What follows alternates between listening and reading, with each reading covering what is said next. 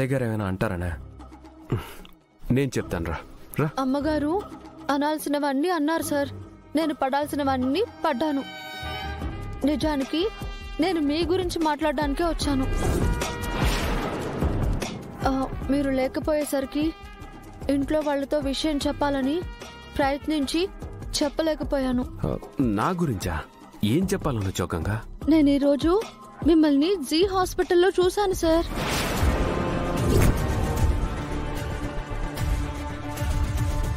అది కూడా రుద్ర సార్కి వ్యతిరేకంగా సాక్ష్యం చెప్పిన వాళ్లతో కలిసి ఉండటం చూశాను.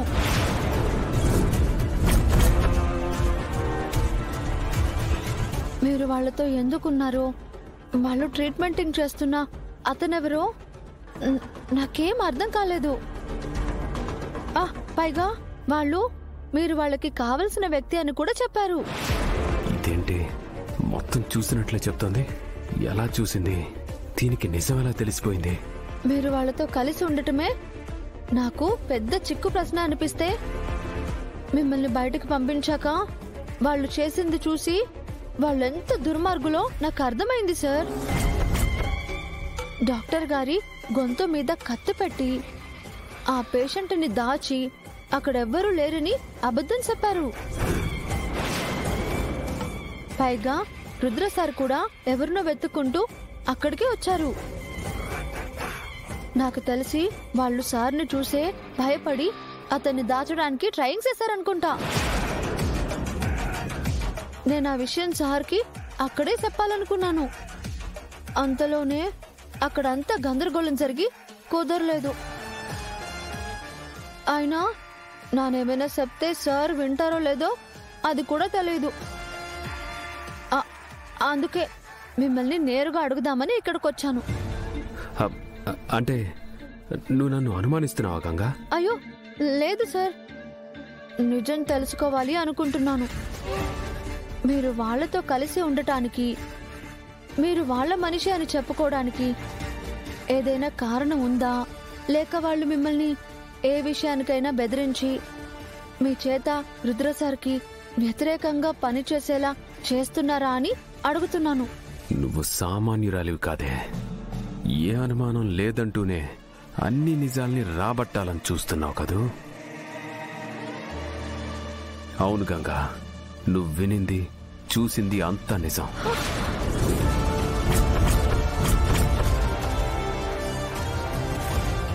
ఏమంటున్నారు సార్? అంటే మీరు వాళ్ళ మనిషా? కాదు, రుద్రబావని కాపాడుకోవడానికి నేను వాళ్లతో మంచిగా ఉన్నట్టు నటిస్తున్నాను గంగా. రుద్రబావ నేరం చేయలేదని తెలిసినా చేసిన వ్యక్తి ఎవరో కనిపెట్టందే కేస్ క్లోజ్ కాదు. ఆ వ్యక్తి ఎవరో వాళ్ల ద్వారానే బయటపడుతుంది. రుద్రబావకి కోపం, ఆవేశం ఎక్కువ. దాంతో వాళ్ళని బెదిరించి భయపెట్టి నిజం చెప్పించాలనుకుంటాడు. కానీ అది వర్కౌట్ అవ్వదు. అందుకే నేనే వాళ్ళ దారిలోకి వెళ్ళి వాళ్ళని మచ్చిక చేసుకొని అప్రూవర్గా మారి రుద్రబావకు అనుకూలంగా సాక్ష్యం చెప్పేలా వాళ్ళని మన దారిలోకి తెచ్చుకునే ప్రయత్నం చేస్తున్నాను. అంతే తప్ప ఇందులో నా స్వార్థం ఏం లేదు గంగా. ఓ అలాగా. మరి ఆ పేషెంట్ డాక్టర్ని బెదిరించడం అది అది నేనేదో పని మీద వెళ్తే అనుకోకుండా కనిపించారు. జస్ట్ అక్కడ మాట్లాడుతుండగా డాక్టర్ వచ్చారు. నేను బయటకు వచ్చేసాను అంతే. అవునా? వాళ్ళు ఎందుకు అలా చేశారో ఏంటో. అవును, నువ్వు హాస్పిటల్లోనే ఉన్నావా? ఎందుకు వచ్చావు? అది నాను నిజానికి ఎందుకు వచ్చానంటే టైంకి రుద్రబాబు కూడా వస్తున్నాడు. నిన్న హాస్పిటల్లో జరిగిందంతా బావతో చెప్పు గంగా. బావకు కూడా నిజాలు తెలియాలి కదా. పొరపాటున నేను రుద్రబావని మోసం చేస్తున్నానేమో అని అనుమానం ఉంటే అది కూడా క్లియర్ అయిపోతుంది కదా. అలా అంటారేంటి సార్? మీ గురించి నాకేం తెలీదా? నిజాలు తెలుసుకోవాలని అడుగుతున్నాను. మీరు చెప్పింది నాకు అర్థమైంది. నాకే అనుమానాలు లేవు సార్. నువ్వు అనుమానించకపోయినా రుద్రబావకైతే జరిగింది చెప్పు. ఆహా, ఆ ఇన్ఫర్మేషన్ బావగారికి ఏమైనా యూజ్ అవుతుందేమో. లేదు సార్, నేను రుద్ర సార్తో ఏది చెప్పలేను. నువ్వు చెప్పలేవని తెలిసే నిన్ను నమ్మించడానికి ఇలా చెప్పాను గంగా. ఎందుకు గంగా? రుద్రబావ ఏమైనా కోపడతాడనా? ఏం కాదు, నేను పక్కనే ఉన్నాను కదా. అయ్యో లేదు సార్, ఇంట్లో వాళ్ళకి జరిగింది చెప్పాలని ప్రయత్నించా. వాళ్ళు నన్ను నమ్మలేదు సరికదా. అసలు నేను చెప్పేది వినలేదు కూడా. వాళ్ళు నన్ను ఏమన్నా కూడా భరించగలను, కానీ రుద్ర సార్ కూడా ఈ సాకుతో ఇంట్లోకి రావాలనుకుంటున్నావా అనే విధంగా ప్రశ్నిస్తే నాను మాత్రం తట్టుకోలేను సార్.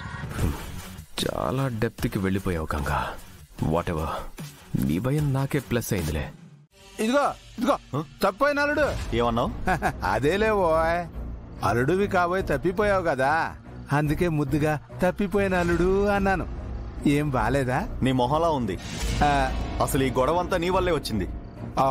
నీ కూతురునిచ్చి పెళ్లి చేస్తానని డబ్బులు నొక్కేసి చివరికి అందరూ కలిసి జైలుకి పంపించారు. సర్లే, జైలు కూడా అత్తారింటి లాంటిది కదేటి. ఏదో సరదా కన్నానులే గాని ఆ నోట్లో నుంచి ఒక నోటు ఇటు కొట్టు. 4 పీకి వస్తుంది. డబ్బులా? ఏం మొహం పెట్టుకుని అడుగుతున్నావు? నీ కూతురు సంపాదించింది ముష్టి 700.